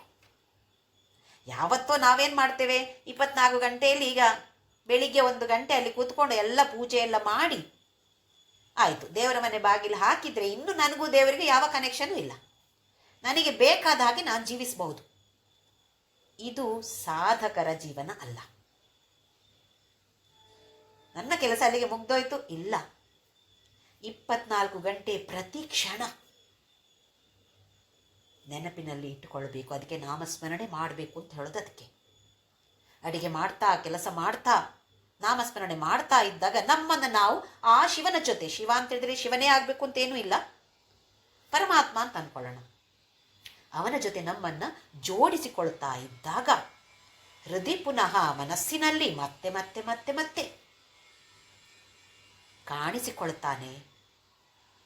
ಹಾಗಿದ್ದಾಗ ಪ್ರಕಟಿತ ಫಲಾಭ್ಯ, ಎಲ್ಲ ಫಲವನ್ನು ಕೊಟ್ಟರೂ ಕೊಡದೇ ಇದ್ದರೂ ಭಗವಂತ ನೀನೇ ನನಗೆ ಎಲ್ಲವೂ ಅಂತ ಹೇಳುವ ಭಾವನೆ ನಮ್ಮಲ್ಲಿ ಬೆಳೆಯುತ್ತೆ ಅಂತ ಹೇಳ್ತಾರೆ ಆದಿಶಂಕರಾಚಾರ್ಯರು. ಆನಂದ ಸ್ಫುರದನುಭವಾಭ್ಯಾಮ್, ಸ್ಫುರತ್ ಅನುಭವ. ಯಾವ ಅನುಭವ? ಆನಂದದ ಅನುಭವ. ಯಾವಾಗ? ಮತ್ತೆ ಮತ್ತೆ ಮತ್ತೆ ಮತ್ತೆ ನಮ್ಮ ಹೃದಯದಲ್ಲಿ ಕಾಣಿಸಿಕೊಂಡಾಗ ಆಗುವಂತಹ ಒಂದು ಅನುಭವ, ಆನಂದದ ಅನುಭವ. ಅಂತಹ ತಾಯಿ ತಂದೆಯರಿಗೆ ನನ್ನ ನಮಸ್ಕಾರ. ಇಲ್ಲಿ ಶಿವ ಅಂತ ಹೇಳಿದರೆ ಪರಮಾರ್ಥದ ದೃಷ್ಟಿ, ಪಾರ್ವತಿ ಅಂತ ಹೇಳಿದರೆ ವ್ಯಾವಹಾರಿಕ ದೃಷ್ಟಿ. ಪರಮಾರ್ಥದ ದೃಷ್ಟಿಯಿಂದ ನೋಡೋದಿದ್ರೆ ಪರಮಾತ್ಮನು ನಾನು ಒಂದೇ, ಅಹಂ ಬ್ರಹ್ಮಾಸ್ಮಿ ತತ್ವ. ಇದೇ ತತ್ವವನ್ನು ನಾವು ವ್ಯವಹಾರದಲ್ಲಿ ತಂದುಕೊಳ್ಳಿಕ್ಕಾಗತ್ತಾ? ಎಲ್ಲರೂ ಒಂದೇ ಅಂತೇಳಿ ಎಲ್ಲರನ್ನು ನಮ್ಮ ಮನೆಯಲ್ಲಿ ತಂದು ಕೂರಿಸಿಕೊಳ್ಳಕ್ಕಾಗತ್ತಾ? ಎಲ್ರಿಗೂ ಊಟ ಹಾಕಾಗತ್ತಾ? ಇದು ಸಾಧ್ಯ ಇಲ್ಲ. ವ್ಯವಹಾರದಲ್ಲಿ ಅದು ಸಾಧ್ಯ ಇಲ್ಲ. ಹಾಗೆಂತೇಳಿ ಮನಸ್ಸಿನಲ್ಲಿ ಅದು ಬೇಕು, ವ್ಯವಹಾರದಲ್ಲಿ ಅದು ಸಾಧ್ಯವೇ ಇಲ್ಲ. ಅದಕ್ಕೋಸ್ಕರ ಅರ್ಧನಾರೀಶ್ವರ ತತ್ವ ನಾವು ಹಾಡ್ತೇವೆ, ನಮಃ ಶಿವಾಯ ಚ ನಮಃ ಶಿವಾಯ. ಮೊದಲನೆಯ ಶಿವ ಅಂತ ಹೇಳಿದರೆ ಪಾರ್ವತಿ, ಆಮೇಲೆ ಶಿವ ಅಂತ ಹೇಳಿದರೆ ಪರಮಶಿವ. ಇಬ್ಬರೂ ಬೇಕು. ಪ್ರತಿಯೊಂದು ವ್ಯಕ್ತಿಯಲ್ಲಿಯೂ ಕೂಡ ಶಿವನೂ ಬೇಕು, ಶಿವ ಅಥವಾ ಪಾರ್ವತಿಯೂ ಬೇಕು. ಪರಮಾರ್ಥದ ದೃಷ್ಟಿಯೂ ಬೇಕು, ವ್ಯಾವಹಾರಿಕ ದೃಷ್ಟಿಯೂ ಬೇಕಾಗತ್ತೆ. ಪ್ರಪಂಚದಲ್ಲಿ ನಾವು ವ್ಯವಹಾರನ ಮಾಡಬೇಕು ಅಂತಾದರೆ ಬರೇ ಪರಮಾರ್ಥದಲ್ಲಿದ್ದಾಗ ನಾವು ಸನ್ಯಾಸಿಗಳಲ್ಲ, ಗೃಹಸ್ಥಾಶ್ರಮಿಗಳು. ಹಾಗಾಗಿ ಎರಡು ದೃಷ್ಟಿಯೂ ಬೇಕಾಗಿದೆ. ಅದಕ್ಕೋಸ್ಕರ ತಾಯಿ ತಂದೆ ಇಬ್ಬರನ್ನು ಕೂಡ ಅದ್ಭುತವಾಗಿ ಇಲ್ಲಿ ಸ್ತುತಿಸ್ತಾ ಇದ್ದಾರೆ ಆದಿಶಂಕರಾಚಾರ್ಯರು. ಚಂದ್ರನ ಬಗ್ಗೆ ಹೇಳಿದೆ. ಚಂದ್ರ ಅಂತ ಹೇಳಿದ್ರೆ ಕಾಲವನ್ನು ಸೂಚಿಸ್ತಾನೆ. ಹೇಗೆ ಅಂತ ಹೇಳಿದ್ರೆ ನೋಡಿ, ಅಮಾವಾಸ್ಯೆ ಆದ ಮರುದಿನ ಪ್ರಥಮ, ಆಮೇಲೆ ದ್ವಿತೀಯ, ತೃತೀಯ. ನಾವು ಹೀಗೆ ತಾನೇ ಲೆಕ್ಕ ಹಾಕೋದು, 1, 2, 3. ಸಂಸ್ಕೃತದಲ್ಲಿ 1, 2, 3ಗೆ ಪ್ರಥಮ ದ್ವಿತೀಯ ಅಷ್ಟೇ ಇರೋದು. ಆಮೇಲೆ ಪೂರ್ಣಿಮಾದ ಮೇಲೆ ಮತ್ತೆ ಪುನಃ ಪ್ರಥಮ ದ್ವಿತೀಯ ಅಂತ ಬರುತ್ತೆ. ಅಂದರೆ ಏನಿದು? ಕಾಲ ಮುಂದಕ್ಕೆ ಹೋಗ್ತಾನೇ ಇದೆ. ನಮಗೆ ಕಾಲ, ಸಮಯ ಅಂತ ಹೇಳಿದರೆ ಒಂದು ಭಯೋತ್ಪಾದಕ, ಟೆರರಿಸ್ಟ್ ಅಂತ ಏನು ಹೇಳ್ತೀವಿ ನಾವು, ಅದೇ ನಮಗೆ ಕಾಲ ಅಂತ ಹೇಳಿದ್ರಿ. ಯಾಕೆ? ವಯಸ್ಸಾಗ್ತಾ ಹೋಗ್ತಾ ಇದೆ. ನನಗೆ ಆರೋಗ್ಯ ಸರಿ ಇಲ್ಲದ್ರೆ ನನ್ನನ್ನು ಯಾರು ನೋಡಿಕೊಳ್ಳೋದು? ಮಕ್ಕಳೆಲ್ಲ ಎಲ್ಲೋ ಹೊರಗಡೆ ಇದ್ದಾರೆ, ಅಥವಾ ಮಕ್ಕಳು ಇಲ್ಲೂ ಇದ್ದರೂ ನನ್ನನ್ನು ನೋಡಿಕೊಳ್ತಾರಾ? ಸಾಯೋ ಕಾಲಕ್ಕೆ ನನ್ನ ಜೊತೆ ಯಾರಿರ್ತಾರೆ? ಏನೆಲ್ಲ ಭಯ ನಮಗೆ. ಅಂದರೆ ಸಮಯ ಮುಂದೆ ಹೋಗ್ತಾ ಇದ್ದಾಗೆ ನಮಗೆ ಭಯದ ಉತ್ಪಾದನೆ ಮನಸ್ಸಿನಲ್ಲಿ. ಅದೇ ಚಂದ್ರ, ಯಾವ ಚಂದ್ರ ಕಾಲವನ್ನು ಸೂಚಿಸ್ತಾನೋ ನೋಡಿ, ಅದೇ ಚಂದ್ರ ಒಂದು ಆಭರಣ. ಶಿವ ಮತ್ತು ಶಿವ ಪತ್ನಿಯರಿಗೆ ಆಭರಣ. ಹಾಗಾದರೆ ಅಂತಹ ತಾಯಿ ತಂದೆಯರನ್ನು ನಾವು ನಮಸ್ಕರಿಸಬೇಡವೇ? 2ನೇ ಶ್ಲೋಕ. ಗಲಂತಿ ಶಂಭೋತ್ವತ್ ಚರಿತ ಸರಿತಃ ಕಿಲ್ಬಿಷರಜಗ ದಲಂತಿ ಧೀಕುಲ್ಯ ಸರಣಿಷು ಪತಂತಿ ವಿಜಯತ ದಿಶಂತಿ ಸಂಸಾರ ಭ್ರಮಣ ಪರಿತಾಪೋಪಶಮನಂ ವಸಂತಿ ಮಚ್ಚೇತೋ ಹೃದಭುವಿ ಶಿವಾನಂದಲಹರಿ ಗಲಂತಿ ಶಂಭೋತ್ವ ಚರಿತ ಸರಿತಃ ಕಿಲ್ಬಿಷರಜಃ ದಲಂತಿ ದೀಕುಲ್ಯ ಸರಣಿಷು ಪತಂತಿ ವಿಜಯತಾ ದಿಶಂತಿ ಸಂಸಾರ ಭ್ರಮಣ ಪರಿತಾಪೋಪಶಮನಂ ವಸಂತಿ ಮಚ್ಚೇತೋ ಹೃದಭುವಿ ಶಿವಾನಂದಲಹರಿ. ಒಂದೊಂದು ಶ್ಲೋಕದಲ್ಲಿಯೂ ಆದಿಶಂಕರಾಚಾರ್ಯರು ಅದ್ಭುತವಾದ ಉಪಮಾನವನ್ನು ಕೊಡ್ತಾರೆ. ಈ ಶ್ಲೋಕದಲ್ಲಿ ಈ ಶಿವಾನಂದ ಲಹರಿಯನ್ನ ಒಂದು ರಭಸದಿಂದ ಧುಮುಕುವಂತಹ ಒಂದು ನದಿಗೆ ಹೋಲಿಸ್ತಾ ಇದ್ದಾರೆ. ಗಲಂತಿ ಅಂತ ಹೇಳಿದ್ರೆ ರಭಸದಿಂದ ಧುಮುಕೋದು, ಸುಮ್ಮನೆ ಹರಿಯೋ ನೀರಲ್ಲ, ರಭಸದಿಂದ ಧುಮುಕುತ್ತಾ ಇರೋದು. ಹೇಗೆ ಗಂಗೆ ರಭಸದಿಂದ ಧುಮುಕಿದ್ಲು ನೋಡಿ, ಹಾಗೆಯೇ ಗಲಂತಿ ಅಂತೇಳಿದ್ರೆ ರಭಸದಿಂದ ಧುಮುಕುವಂತಹ. ಶಂಭೋ ತ್ವ ಚರಿತ ಸರಿತಃ, ನಿನ್ನ ಚರಿತ್ರೆಯೇ, ನಿನ್ನ ವೈಭವಗಳು ಏನಾದರೂ ಇತಿಮಿತಿ ಇದೆಯಾ? ರಭಸದಿಂದ ಹರಿಯುತ್ತಾ ಇರುವಂತಹ ನದಿ ಸರಿತಾ. ಸರಿತಾ ಅಂತ ಹೇಳಿದ್ರೆ ನದಿ. ನಿನ್ನ ಚರಿತೆ ಹೇಗೆ ಅಂತೇಳಿದ್ರೆ ರಭಸದಿಂದ ಧುಮುಕುವಂತಹ ಒಂದು ನದಿ. ಏನ್ ಮಾಡ್ತಾ ಇದೆ ಈ ನದಿ? ಕಿಲ್ಬಿಷ ರಜಃ ದಲಂತಿ. ರಜ, ಇಲ್ಲಿ ರಜ ಅಂತ ಹೇಳಿದ್ರೆ ಧೂಳು. ನಾವು ಮಾಡಿರುವಂತಹ ಪಾಪ ಕರ್ಮಗಳಿಂದ ಬಂದಿರುವಂತಹ ಧೂಳು. ಕರ್ಮಗಳ ಬಗ್ಗೆ ನಾವು ತಿಳಿದುಕೊಂಡಿದ್ದೇವೆ. ಸಂಚಿತ, ಪ್ರಾರಬ್ಧ, ಆಗಾಮಿ. ಆಗಾಮಿ ಅಂತ ಹೇಳಿದ್ರೆ ಇನ್ನು ಆಗಬೇಕಷ್ಟೇ. ಪ್ರಾರಬ್ಧವನ್ನ ಪಡೆದುಕೊಂಡು ಬಂದಿದ್ದೇವೆ, ಸಂಚಿತ ಹಿಂದೆ ಬಿಟ್ಟು ಬಂದಿದ್ದೇವೆ. ಈ ಎಲ್ಲವೂ ದೇಹ ಪಡೆದದ್ದೇ ಕರ್ಮದಿಂದಾಗಿ. ಇದಿರೋ ತನಕ ನಾವು ಇರ್ತೇವೆ. ಪ್ರಾರಬ್ಧ ಕರ್ಮ 0 ಆಯಿತೋ ಈ ದೇಹವನ್ನು ಬಿಟ್ಟು ಮತ್ತೆ ಮುಂದೆ ಸಾಗ್ತೇವೆ ಸೂಕ್ಷ್ಮ ಶರೀರದ ಜೊತೆ. ಹೀಗಿದ್ರೂ ಈ ಕರ್ಮಗಳ ರಜ ಅಥವಾ ಧೂಳು ಇದನ್ನೆಲ್ಲ ದಲಂತಿ ಅಂತೇಳಿದ್ರೆ ಚೆನ್ನಾಗಿ ನಿರ್ಮಲವಾಗಿ ಮಾಡುವಂಥದ್ದು, ತೊಳೆದು ಹಾಕುವಂಥದ್ದು. ನಾವು ಮಾಡಿರುವಂತಹ ಈ ಪಾಪ ಕರ್ಮಗಳನ್ನೆಲ್ಲವನ್ನು ತೊಳೆದು ಹಾಕುವಂತಹ ನದಿ ಇದು. ನಾವು ಈ ಕಿವಿಯಲ್ಲಿ ನೋಡಿ ಗುಗ್ಗೆ ಸೇರಿಕೊಳ್ಳುತ್ತೆ ನೋಡಿ ಒಳಗೆ. ನಮಗೆ ಚಿಕ್ಕದಿದ್ದರು ಆಗೆಲ್ಲ ತಂದೆ ತಾಯಿ ಕರ್ಕೊಂಡು ಹೋಗ್ತಾ ಇದ್ರು, ENT ಸ್ಪೆಷಲಿಸ್ಟ್ ಅವ್ರ ಹತ್ರ ಕರ್ಕೊಂಡು ಹೋಗೋದು. ಅಲ್ಲಿ ಹೋಗಿ ಅವ್ರು ಏನು ಮಾಡ್ತಾರೆ ಅಂತ ಹೇಳಿದ್ರೆ ಒಂದು ಸಿರಿಂಜ್ ತಗೊಂಡು ಫಾಸ್ಟಾಗಿ ನೀರನ್ನು ಹಾಕ್ಬಿಡ್ತಾರೆ ಕಿವಿ ಒಳಗಡೆ. ಒಂದ್ಸಲ ರಪ್ ಅಂತ ಆಗತ್ತೆ, ನೋವು ಆಗ್ಬಿಡುತ್ತೆ. ಅದರ ಜೊತೆ ಒಳಗಿರುವ ಎಲ್ಲ ಕಪ್ಪು ಕಂದು ಬಣ್ಣದ ಗುಗ್ಗೆಗಳೆಲ್ಲ ಇರುತ್ತೆ, ಎಲ್ಲ ಹೊರಗಡೆ ಬಂದ್ಬಿಡುತ್ತೆ. ಅದೇ ಥರ ನೋಡಿ ಇದು ಹೇಗೆ ಧುಮುಕ್ತಾ ಇದೆ ಅಂತ ಹೇಳಿದ್ರೆ ಶಿವಾನಂದ ಲಹರಿ ಮಾಡಿರುವಂತಹ ಎಲ್ಲ ಪಾಪ ಕರ್ಮಗಳನ್ನು ದಲಂತಿ ತೊಳೆದು ಹಾಕಿಬಿಡತ್ತೆ. ಅದೇ ತಾನೇ ಬೇಕಾಗಿರೋದು ನಮಗೆ. ಮನಸ್ಸು ನಿರ್ಮಲವಾಗಬೇಕು. ಪಾಪ ಕರ್ಮಗಳು ಪುಣ್ಯಕರ್ಮಗಳು ಇರಲಿ ಸದ್ಯಕ್ಕೆ, ಆಮೇಲೆ ಅದು ಕೂಡ ಬೇಡ, ಅದನ್ನು ಮೀರಿ ಸಾಗಬೇಕಾಗಿದೆ ನಾವು. ಆದರೆ ಮೊದಲನೇದಾಗಿ ನಮಗೆ ಪಾಪ ಕರ್ಮಗಳೇನೇನು ನಾವು ಮಾಡಿದ್ದೇವೆಯೋ, ಗೊತ್ತಿದ್ದೋ ಗೊತ್ತಿಲ್ಲದೆಯೋ ಮಾಡಿದ್ದೇವೋ, ಇದೆಲ್ಲ ತೊಳೆದು ಹೋಗಬೇಕು, ಕ್ಲೀನ್ ಆಗಬೇಕು. ಅದನ್ನು ಮಾಡತ್ತಂತೆ ಈ ಶಿವಾನಂದ ಲಹರಿ. ಧೀಕುಲ್ಯ ಸರಣಿಷು ಪತಂತಿ ವಿಜಯತಾಂ. ಧೀಕುಲ್ಯ, ಧೀ ಅಂತ ಹೇಳಿದ್ರೆ ಬುದ್ಧಿ. ಹೇಗೆ? ಸರಣಿಷು ಪತಂತಿ, ಸಣ್ಣ ಸಣ್ಣ ಕಾಲುವೆ ಇರುತ್ತೆ ನೋಡಿ, ನದಿ ಪ್ರಮುಖವಾಗಿ ಹರಿತಾ ಇರುತ್ತೆ. ಅದು ಅಲ್ಲದೆ ಸಣ್ಣ ಸಣ್ಣ ಕಾಲುವೆಗಳ ಮೂಲಕ ಕೂಡ ನೀರು ಹರಿತಾ ಹೋಗುತ್ತೆ. ಹಾಗೆ ಇಲ್ಲಿ ನಮ್ಮ ಬುದ್ಧಿ, ನಮ್ಮ ಮನಸ್ಸು ಹೇಗಿದೆ? ಹೀಗೆ ಮಾತಾಡ್ತಾ ಇದ್ರು ಕೂಡ ಮನಸ್ಸು ಅಲ್ಲಿ ಇಲ್ಲಿ ಓಡಾಡ್ತಾ ಇರುತ್ತೆ. ಓಹೋ ಅಡಿಗೆ ಆಗಿಲ್ಲ, ಅಯ್ಯೋ ಅನ್ನ ಮಾಡಬೇಕಷ್ಟೇ, ಅವರು ಬರ್ತಾರೆ ಇವತ್ತು. ಕೇಳ್ತಾ ಇರ್ತೀವಿ, ಈ ಸತ್ಸಂಗವನ್ನು ಹೇಳ್ತಾ ಇರ್ತೀವಿ, ಕೇಳ್ತಾ ಇರ್ತೀವಿ, ಮನಸ್ಸು ಅಲ್ಲೇ ಇರುತ್ತಾ? ಬುದ್ಧಿ ನಾನಾ ಕಡೆ. 1 ನಿಮಿಷ ಇಲ್ಲಿದ್ರೆ ಇನ್ನೊಂದು ಮಕ್ಕಳು US ಅಲ್ಲಿದ್ದಾರೆ, ಅವರ ಬಗ್ಗೆ ಚಿಂತೆ ಎಲ್ಲೆಲ್ಲೆಲ್ಲೆಲ್ಲಿ ಓಡತ್ತೆ. ಹಾಗಿದ್ದಾಗ ಎಷ್ಟು ಭಾಗಗಳಿವೆ ನೋಡಿ ಅಲ್ಲಿ ಮನಸ್ಸಿಗೆ, ಬುದ್ಧಿಗೆ ಎಲ್ಲ. ಶಿವಾನಂದ ಲಹರಿ ಏನು ಮಾಡತ್ತೆ ಅಂತ ಹೇಳಿದ್ರೆ ಈ ಪ್ರಮುಖವಾದ ಮನಸ್ಸು, ಬುದ್ಧಿಯಲ್ಲದೆ ಚಿಕ್ಕ ಪುಟ್ಟದು ಆ ಕಡೆ ಈ ಕಡೆ ಕಾಲುವೆಗಳ ಥರ ಇರುತ್ತೆ ನೋಡಿ, ಆ ಕಾಲುವೆಯಲ್ಲೂ ಪತಂತಿ ಬೀಳತ್ತಂತೆ. ವಿಜಯವನ್ನ ಸಾಧಿಸುತ್ತೆ. ಯಾವುದರಲ್ಲಿ? ಕ್ಲೀನ್ ಮಾಡೋದ್ರಲ್ಲಿ.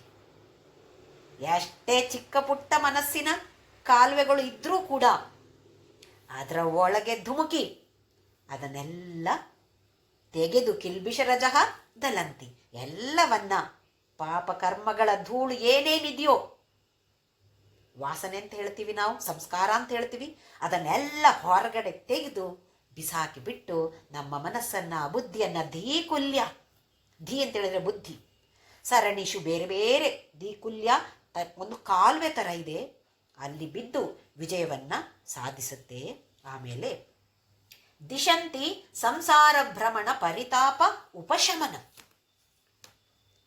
ಒಂದು ದಿಕ್ಕನ್ನು ತೋರಿಸುವಂಥದ್ದು, ದಿಶೆಯನ್ನು ತೋರಿಸುವಂಥದ್ದು. ಯಾರಿಗೆ? ನಮ್ಮಂತಹವರು ಸಂಸಾರದಲ್ಲಿ, ದುಃಖವಾದ ಸಂಸಾರ, ಸಂಸಾರ ಸಾಗರ ಅಂತ ಹೇಳ್ತೀವಿ. ಯಾಕೆ? ಅಷ್ಟು ಬೇಗ ದಾಟಕ್ಕಾಗತ್ತಾ? ಏನು ನದಿಯಲ್ಲ, ಸಂಸಾರ ಅಂತ ಹೇಳಿದ್ರು ನದಿಯಲ್ಲ, ನದಿಯನ್ನಾದರೂ ದಾಟಬಹುದು, ಸಾಗರವನ್ನು ದಾಟೋದು ಅಷ್ಟು ಸುಲಭ ಇಲ್ಲ. ಇಲ್ಲಿ ಭ್ರಮಣ, ಭ್ರಮಿಸ್ತಾ ಇದ್ದೇವೆ, ಅಲೆದಾಡ್ತಾ ಇದ್ದೇವೆ. ಅದಕ್ಕೆ ತಾನೇ ಮತ್ತೆ ಪುನರಪಿ ಜನನಂ ಪುನರಪಿ ಮರಣಂ ಪುನರಪಿ ಜನನೀ ಜಠರೇ ಶಯನಂ. ಅದಕ್ಕೋಸ್ಕರ ಮತ್ತೆ ಮತ್ತೆ ಮತ್ತೆ ಮತ್ತೆ ಬೇರೆ ಬೇರೆ ಯೋನಿಯಲ್ಲಿ ಹುಟ್ಟಿ ಬರ್ತಾ ಇದ್ದೇವೆ. ಮಾನವ ಜನ್ಮ ಅಂತ ಹೇಳೋದು ಅತಿ ದುರ್ಲಭವಾದದ್ದು. ದೊಡ್ಡ ಬೆಲೆಯನ್ನು ತೆತ್ತು ಈ ಜನ್ಮ ನಮಗೆ ಸಿಕ್ಕಿರುವಂಥದ್ದು. ಇದರ ಸದುಪಯೋಗ ನಾವು ಮಾಡಿಕೊಳ್ಳದೇ ಇದ್ದರೆ ನಮ್ಮ ಮೂರ್ಖತನ, ಮತ್ತೆ ನೀಚ ಯೋನಿಯಲ್ಲಿ ಹೋಗ್ಬಿಡ್ತೇವೆ. ಹೀಗಾಗದೆ ಉತ್ತಮವಾದ ಯೋನಿಯಲ್ಲಿ ಮತ್ತೆ ಮತ್ತೆ ಜನ್ಮ ಪಡೆದು ಕೊನೆಯಲ್ಲಿ ಪರಮಾತ್ಮನನ್ನೇ ಸೇರುವಂತಾಗಬೇಕಲ್ವೇ?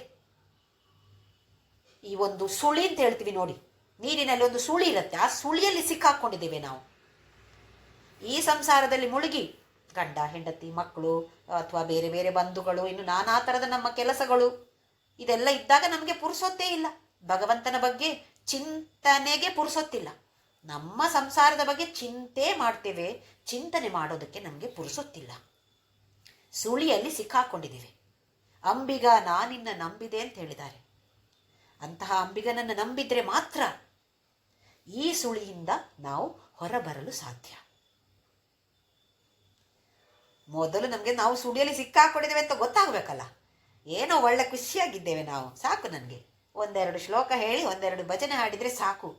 ಆಹಾ, ಅಲ್ಲಿಗೆ ನಿಲ್ಲಿಸಬಾರ್ದು, ಅದಕ್ಕಿನ್ನು ಮುಂದೆ ಹೋಗಬೇಕು. ಭಜನೆ ಅರ್ಥ ಏನು, ನಾವು ಹೇಳುವಂತಹ ಸ್ತೋತ್ರದ ಅರ್ಥ ಏನು, ಹಾಗೆ ಅರ್ಥ ತಿಳಿದುಕೊಂಡಾಗ ಆ ಭಾವನೆ ನಮ್ಮಲ್ಲಿ ಉಂಟಾಗತ್ತೆ. ಅವಾಗ ಆಗುವಂತಹ ಅನುಭವವೇ ಬೇರೆ. ಏನೋ ಯಾಂತ್ರಿಕವಾಗಿ ಮೆಕ್ಯಾನಿಕಲ್ ಆಗಿ ಹಾಡೋದಕ್ಕೂ ಅರ್ಥ ಅರಿತುಕೊಂಡು ಹಾಡೋದಕ್ಕೂ ವ್ಯತ್ಯಾಸ ತುಂಬ ಇದೆ. ಅದು ನಮ್ಮ ನಮ್ಮ ಅನುಭವಕ್ಕೆ ಬರ್ತಾ ಇದೆ. ಹಾಗೆ ಈ ಥರದ ಸಂಸಾರದ ಭ್ರಮಣ ಇದಕ್ಕೆ ಉಪಶಮನವನ್ನು ಕೊಡತ್ತೆ, ಅಂದರೆ ಪರಿಹಾರವನ್ನು ಕೊಡತ್ತೆ.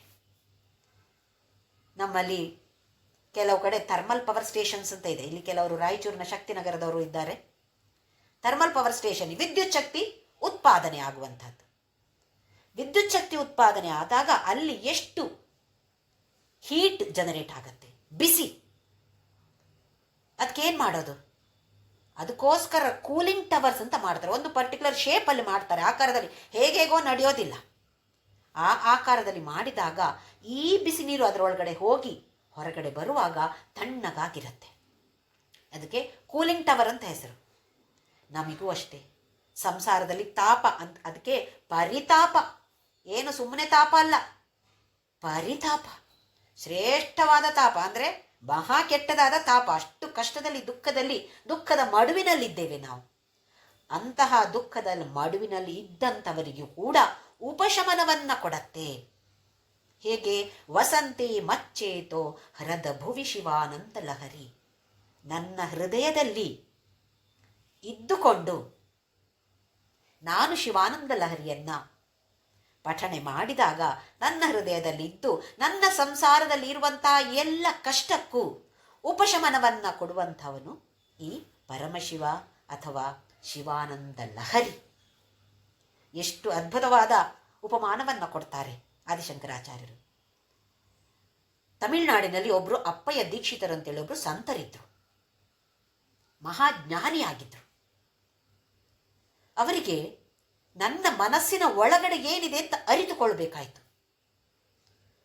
ಇದಕ್ಕೇನು ಮಾಡ್ದಪ್ಪ ಅಂತೇಳಿದ್ರೆ ಒಂದು ಐಡಿಯಾ ಬಂತಂತೆ. ಒಂದು ಉನ್ಮತ್ತ ಕಾಯಿ ಅಂತ ಒಂದಿದೆ, ಆ ಕಾಯಿಯನ್ನು ತಿಂದರೆ ಹುಚ್ಚಿಡ್ದಾಗ ಆಗತ್ತೆ ಉನ್ಮತ್ತತೆ. ಹಾಗೆ ಅವರವರ ಶಿಷ್ಯರ ಹತ್ರ ಹೇಳಿದ್ರಂತೆ, ನಾನು ಈ ಉನ್ಮತ್ತ ಕಾಯಿನ ತಿಂತೇನೆ, ನಾನು ಉನ್ಮತ್ತತೆಯಲ್ಲಿ ಆ ಪರಿಸ್ಥಿತಿಯಲ್ಲಿ ಇದ್ದಾಗ ನನ್ನ ಬಾಯಿಂದ ಏನು ಬರುತ್ತೆ ಇದನ್ನು ನೀವು ಬರೆದಿಟ್ಟುಕೊಳ್ಳಿ ಅಂತ ಹೇಳಿದ್ರಂತೆ. ಇದು 17ನೇ ಶತಮಾನದಲ್ಲಿ ಇದ್ದಂಥವ ಅಪ್ಪಯ್ಯ ದೀಕ್ಷಿತರವರು. ಹಾಗೆ ಉನ್ಮತ್ತ ಕಾಯಿನ ತಿಂದು ಉನ್ಮತ್ತತೆ ಏರಿಬಿಡ್ತು. ಆಗ ಬಾಯಿಂದ ಬಂದಂತಹ ಅವರ ಮಾತುಗಳು, ವಚನಗಳು, ಇದಕ್ಕೆ ಹೆಸರೇ ಉನ್ಮತ್ತ ಶತಕ, ಆತ್ಮಾರ್ಪಣ ಶತಕ ಅಂತ ಹೆಸರು. ಅಂತಹ ಉನ್ಮತ್ತತೆಯಲ್ಲಿಯೂ ಕೂಡ ಆತ್ಮಾರ್ಪಣವನ್ನೇ ಮಾತನಾಡಿದ್ದಾರೆ. ನಾವೇನು ಮಾತಾಡ್ಬೋದು? ಒಂದು ಸ್ವಲ್ಪ ನಮ್ಮನ್ನು ನಾವು ಪ್ರಶ್ನೆ ಮಾಡಿಕೊಳ್ಬೇಕು. ನಾನು ನನ್ನ ಮನಸ್ಸು ಸರಿ ಇದ್ದಾಗಲೂ ನಾವು ಮಾತಾಡೋದು ಸರಿ ಇಲ್ಲ, ಮನಸ್ಸು ಸರಿ ಇದ್ದಾಗಲೂ ಕೂಡ ಸರಿ ಇಲ್ಲದೇ ಇದ್ದರೆ ಏನು ಮಾತಾಡ್ತೀವೋ ಆ ಪರಮಶಿವನೇ ಬಲ್ಲ. ಅಂತಹ ಸಂತರು ನಮ್ಮ ಶ್ರೇಷ್ಠವಾದ ಭಾರತದಲ್ಲಿ ಹುಟ್ಟಿದ್ದಾರೆ. ನಾವು ಎಷ್ಟೋ ಪುಣ್ಯ ಮಾಡಿದ್ದೇವೆ ಇಂತಹ ಒಂದು ದೇಶದಲ್ಲಿ ಹುಟ್ಟಬೇಕಿದ್ರೆ. ಹಾಗಾದರೆ ಅವರೇನೇನೆಲ್ಲ ಪರಿಪಾಲಿಸಿದ್ರು ಅದನ್ನ ಸ್ವಲ್ಪವಾದರೂ ಅರ್ಥ ಮಾಡಿಕೊಂಡು ನಾವು ಆ ಪರಿಪಾಲನೆ ಮಾಡಬೇಡ್ವಿ? ಮುಂದಿನ ಶ್ಲೋಕ ನೋಡೋಣ. ತ್ರೈವೇದ್ಯಂ ಹೃದ್ಯಂ ತ್ರಿಪುರಹರಮಾದ್ಯಂ ತ್ರಿನಯನಂ ಜಟಾಭಾರೋದಾರಂ ಚಲದುರಗಹಾರಂ ಮೃಗಧರಂ ಮಹಾದೇವಂ ದೇವಂ ಮಯಿ ಸದಯ ಭಾವಂ ಪಶುಪತಿಂ ಚಿದಾಲಂಬಂ ಸಾಂಬಂ ಶಿವಮತಿ ವಿಡಂಬಂ ಹೃದಿ ಭಜೆ. ತ್ರೈವೇದ್ಯಂ ಹೃದ್ಯಂ ತ್ರಿಪುರಹರಮಾದ್ಯಂ ತ್ರಿನಯನಂ ಜಟಾಭಾರೋದಾರಂ ಚಲದುರಗಹಾರಂ ಮೃಗಧರಂ ಮಹಾದೇವಂ ದೇವಂ ಮಯಿ ಸದಯ ಭಾವಂ ಪಶುಪತಿಂ ಚಿದಾಲಂಬಂ ಸಾಂಬಂ ಶಿವಮತಿ ವಿಡಂಬಂ ಹೃದಿ ಭಜೆ. ತ್ರೈವೇದ್ಯಂ, 3 ವೇದಗಳು, ಸಾಮವೇದ, ಋಗ್ವೇದ, ಯಜುರ್ವೇದ. ಈ 3 ವೇದಗಳನ್ನು ತಿಳಿದುಕೊಂಡ್ರೆ, ಅಧ್ಯಯನ ಮಾಡಿದರೆ, ಪಠಣೆ ಮಾಡಿದರೆ ಅಲ್ಲ, ಅಧ್ಯಯನ ಮಾಡಿ ಅರಿತುಕೊಂಡ್ರೆ ಆಗ ನಮಗೆ ಸ್ವಲ್ಪ ಮಟ್ಟಿಗೆ ಪರಮಶಿವ ಅಂದರೆ ಏನು ಅಂತ ಗೊತ್ತಾಗತ್ತೆ ಹೇಳ್ತಾರೆ. ಹಾಗಾದರೆ ನೋಡಿ ಎಷ್ಟಿದೆ ತಿಳಿದುಕೊಳ್ಳೋದಿಕ್ಕೆ. 3 ವೇದಗಳನ್ನು ಅರಿತುಕೊಂಡಾಗ ಶಿವನ ಒಂದು ಸ್ವಲ್ಪ ಭಾಗ ತಿಳಿದುಕೊಂಡ ಹಾಗೆ. ಅಂದರೆ ವೇದಾಧ್ಯಯನಕ್ಕೂ ಕೂಡ ಆದಿಶಂಕರಾಚಾರ್ಯರು ಪ್ರಾಮುಖ್ಯತೆಯನ್ನು ಕೊಡ್ತಿದ್ದಾರೆ. ಏನೋ 1-2 ಆ ಕಡೆ ಈ ಕಡೆ ಕಲಿತು ನನಗೆ ವೇದ ಗೊತ್ತಿದೆ ಅಂತಲ್ಲ, ಅದರ ಅಧ್ಯಯನವನ್ನು ಮಾಡಬೇಕು, ಅರಿತುಕೊಳ್ಬೇಕು. ಅರ್ಥ ಏನಿದು? ಸ್ವಲ್ಪವಾದರೂ, ಹೆಚ್ಚಾಗಿ ಅರ್ಥ ಆಗದೇ ಇದ್ರೂ ಕೂಡ ಸ್ವಲ್ಪವಾಗಿ ನಾವು ಮುಂದಕ್ಕೆ ಸಾಗಬಹುದು. ಸಣ್ಣ ಪುಟ್ಟ ಹೆಜ್ಜೆ ಇಟ್ಟು ನಾವು ಮುಂದಕ್ಕೆ ಸಾಗೋದು ತಾನೆ. ವೇದ ಅಲ್ಲದೇ ಇದ್ರೂ ಬೇರೆ ಸ್ತೋತ್ರಗಳನ್ನು ಹಾಡುವಂಥವರು ಕೂಡ ಸ್ವಲ್ಪವಾಗಿ ಅರ್ಥವನ್ನು ಅರಿತುಕೊಳ್ಳೋಣ. ತ್ರೈವೇದ್ಯಂ ಹೃದ್ಯಂ, ನನ್ನ ಹೃದಯದಲ್ಲಿ ಯಾವತ್ತೂ ವಾಸ ಮಾಡುವಂಥವನು. ಸದಾ ಎನ್ನ ಹೃದಯದಲ್ಲಿ ವಾಸ ಮಾಡೋ ಶ್ರೀಹರಿ ಅಂತ ನಾವು ಹಾಡ್ತೇವೆ. ಖಂಡಿತವಾಗಿಯೂ ಪ್ರಾರ್ಥನೆ ಮಾಡಿದರೆ ಖಂಡಿತವಾಗಿಯೂ ವಾಸ ಮಾಡುವಂಥವನು. ಆದರೆ ನಮ್ಮ ಜೀವನ ಶೈಲಿ ಅದಕ್ಕೆ ಸರಿಯಾಗಿರಬೇಕು. ಹೇಗೇಗೋ ಬದುಕಿ ವಾಸ ಮಾಡು ಬಾ ಅಂತೇಳಿದ್ರೆ ಬರ್ತಾನ ಅವನು? ನಮ್ಮ ಜೀವನ ಶೈಲಿ, ಆಚರಣೆ ಅದಕ್ಕೆ ಸರಿಯಾಗಿರಬೇಕು ತಾನೇ. ಅದಕ್ಕೋಸ್ಕರ ಧರ್ಮ ಅಂತೇಳಿದರೆ ಏನು ಅಂತ ತಿಳಿದುಕೊಳ್ಬೇಕು. ಧರ್ಮ ಯಾವುದು, ಅಧರ್ಮ ಯಾವುದು, ನಾನು ಯಾವುದನ್ನು ಮಾಡಬೇಕಾಗಿರೋದು, ಯಾವುದನ್ನು ಮಾಡಬಾರದು ನಾನು, ಇದರ ಬಗ್ಗೆ ಸ್ವಲ್ಪ ಸ್ವಲ್ಪ ತಿಳುವಳಿಕೆಯನ್ನು ಪಡೆದುಕೊಂಡು ಅದರ ಪ್ರಕಾರ ಜೀವಿಸಿ ನಮ್ಮ ಜೀವನ ಶೈಲಿಯನ್ನು ಸ್ವಲ್ಪ ಸ್ವಲ್ಪ ಬದಲಾವಣೆ ಮಾಡಿಕೊಳ್ತಾ ಹೋದರೆ ಖಂಡಿತವಾಗಿಯೂ ಹೃದಯದಲ್ಲಿ ಇರುವಂಥವನು ಅಥವಾ ರಮಣೀಯನಾದವನು. ಸಂಸ್ಕೃತದಲ್ಲಿ ಕೆಲವು ಪದಗಳಿವೆ, ಅದಕ್ಕೆ ಹಲವಾರು ಅರ್ಥಗಳಿರುತ್ತೆ. ಸಂದರ್ಭೋಚಿತವಾಗಿ ನಾವು ಅದನ್ನು ಅರಿತುಕೊಳ್ಬೇಕು. ಇಲ್ಲಿ ರಮಣೀಯವಾದವನು ಅಂತ ಹೇಳ್ಬೋದು, ಹಾಗೆಯೇ ನನ್ನ ಹೃದಯದಲ್ಲಿ ಇರುವಂಥವನು, ವಾಸ ಮಾಡುವಂಥವನು ಕೂಡ ಹೇಳ್ಬೋದು. ತ್ರಿಪುರಹರಂ, ಶಿವನಿಗೆ ಒಂದು ಹೆಸರು ತ್ರಿಪುರಹರ, ತ್ರಿಪುರಾರಿ, ತ್ರಿಪುರಹರ ಅಂತ ಇದೆ. ಪುರ ಅಂತ ಹೇಳಿದ್ರೆ ಗೊತ್ತಿದೆ ನಮಗೆ, ಊರು, ಜಾಗ. ತ್ರಿಪುರ, ಮೂರು ಊರನ್ನ ಹರ ಅಂತ ಹೇಳಿದ್ರೆ ನಾಶ ಮಾಡಿದಂಥವನು. ಇದಕ್ಕೊಂದು ಕಥೆ ಇದೆ. 3 ಜನ ಅಸುರರು ಅಣ್ಣ ತಮ್ಮಂದರಿದ್ರಂತೆ. ತಾರಕಾಕ್ಷ, ಕಮಲಾಕ್ಷ, ವಿದ್ಯುನ್ಮಾಲಿ ಅಂತ ಹೇಳಿ ಅಣ್ಣ ತಮ್ಮಂದಿರು ಅಸುರರು. ನಮಗೆ ಗೊತ್ತಿದೆ, ಅಸುರರೆಲ್ಲ ತಪಸ್ಸು ಮಾಡಿದಂಥವ್ರು, ಒಂದು ಕಾಲಲ್ಲಿ ನಿಂತು ಹಲವಾರು ವರ್ಷಗಳು ಕೈಯನ್ನು ಮೇಲೆ ಮಾಡಿ ತಪಸ್ಸನ್ನು ಮಾಡಿದಂಥವರು. ಕೊನೆಯಲ್ಲಿ ಆ ಬ್ರಹ್ಮ ಪ್ರತ್ಯಕ್ಷ ಆದಾಗ ಏನನ್ನ ಕೇಳ್ತಾರೆ? ನನಗೆ ಯಾರಿಂದು ಸಾವು ಬರಬಾರ್ದು. ಇದು ಅಸುರರು ಕೇಳುವಂತಹ ವರ. ಸರಿ, ಅದು ಸಾಧ್ಯ ಇಲ್ಲ, ಅದರ ಬದಲು ಸ್ವಲ್ಪ ಬೇರೆ ಏನಾದರೂ ಬದಲಾವಣೆ ಮಾಡಿ ಬ್ರಹ್ಮ ಕೊಡ್ತಾನೆ. ನಮಗೆ ನಗು ಬರುತ್ತೆ ಅಲ್ವೇ? ಎಷ್ಟು ವರ್ಷಗಳ ಕಾಲ ಒಂದು ಕಾಲಲ್ಲಿ ನಿಂತು ಕೈಯನ್ನು ಎತ್ತಿ, ಏನು ಸುಲಭವಾದ ತಪಸ್ಸ ಇದು, ಅಷ್ಟು ಮಾಡಿ ಕೇಳಿದ್ದೇನು, ನಾನು ಸಾಯಬಾರ್ದು. ಅವರನ್ನು ನಗ್ತೇವೆ, ನಾವೇನು ಮಾಡ್ತಾ ಇದ್ದೇವೆ? ಎಷ್ಟು ವರ್ಷಗಳ ಕಾಲ ಉಪವಾಸ ಮಾಡ್ತಾ ಇದ್ದೇನೆ, ಗುರುವಾರ ರಾತ್ರಿ ಉಪವಾಸ, ಶನಿವಾರ ಉಪವಾಸ, ಇಷ್ಟು ನಾಮಸ್ಮರಣೆ ಮಾಡ್ತೇನೆ, ವಿಷ್ಣು ಸಹಸ್ರನಾಮ ಪಠಣೆ ಮಾಡ್ತೇನೆ. ಏನನ್ನ ಕೋರಿಕೊಳ್ತೇವೆ? ಕೋರಿಕೆ ಏನು ನಮ್ಮದು? ನನ್ನ ಆರೋಗ್ಯ ಚೆನ್ನಾಗಿರಬೇಕು, ನನ್ನ ಮಕ್ಕಳು ಸರಿಯಾಗಿರಬೇಕು, ಮಗನಿಗೆ ಮದುವೆ ಆಗಿಲ್ಲ ಅಂದರೆ ಅವರಿಗೆ ಚೆನ್ನಾಗಿ ಗಂಡ ಹೆಂಡತಿ ಹುಡುಗ ಹುಡುಗಿ ಸಿಗಬೇಕು, ಒಳ್ಳೆಯ ಕೆಲಸ ಸಿಗಬೇಕು, ನನಗೆ ಪ್ರಮೋಷನ್ ಸಿಗಬೇಕು, ನನಗೆ ಇಂಥದ್ದೇ ತಾನೇ ನಾವು ಕೇಳೋದು. ಅವರಿಗೆ ನಾವು ಕಡಿಮೆ? ನಾವು ಅಸುರರೇ. ಕೋರಿಕೆಗಳು ಖಂಡಿತವಾಗಿಯೂ ಬೇಕೇ ಬೇಕು. ಶಿವಾನಂದ ಲಹರಿಯನ್ನು ಕಲಿತುಕೊಳ್ಬೇಕು, ಇದು ಒಂದು ಕೋರಿಕೆ ತಾನೆ. ಹಾಗಾದರೆ ಕೋರಿಕೆ ಇರಬಾರ್ದ? ಎಲ್ಲ ಆಸೆಗಳನ್ನು ತೊಡೆದು ಹಾಕಬೇಕಾ? ಅಲ್ಲ, ಅಧ್ಯಾತ್ಮ ಪಥದಲ್ಲಿ ಕೋರಿಕೆಗಳು ಬೇಕು. ಓಹೋ, ನಾನು ಇದನ್ನು ತಿಳಿದುಕೊಂಡು ಈ ಥರ ಇರಬೇಕು ನನ್ನ ಜೀವನ ಶೈಲಿ. ಚಿಕ್ಕದಿರುವಾಗ ಒಂದು ಥರದ ಕೋರಿಕೆ ಇತ್ತು, ನನಗೆ ಆ ಬಲೂನ್ ಬೇಕು, ಈ ಆಟಿಗೆ ಬೇಕು ಅಂತ ಇತ್ತು. ಸ್ವಲ್ಪ ದೊಡ್ಡದಾದಾಗೆ ಬದಲಾಗ್ತಾ ಹೋಗಿಲ್ವೇ ಕೋರಿಕೆಗಳು? ಈಗಲೂ ನನಗೆ ಆ ಆಟಿಗೆ ಬೇಕು, ನನಗೆ ಬಲೂನ್ ಬೇಕು ಅಂತ ಆಸೆ ಆಗ್ತಾ ಇದೆಯಾ?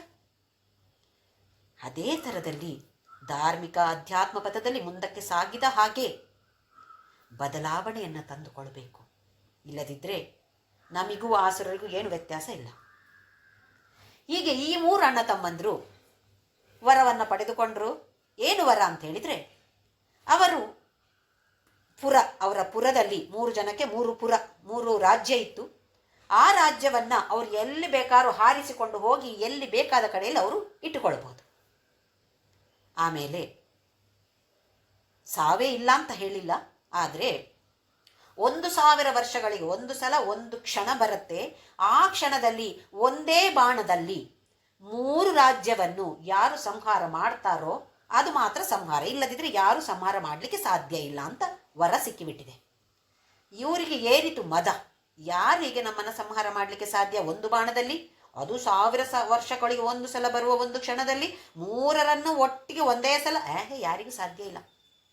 ಮದ ಏರಿತು.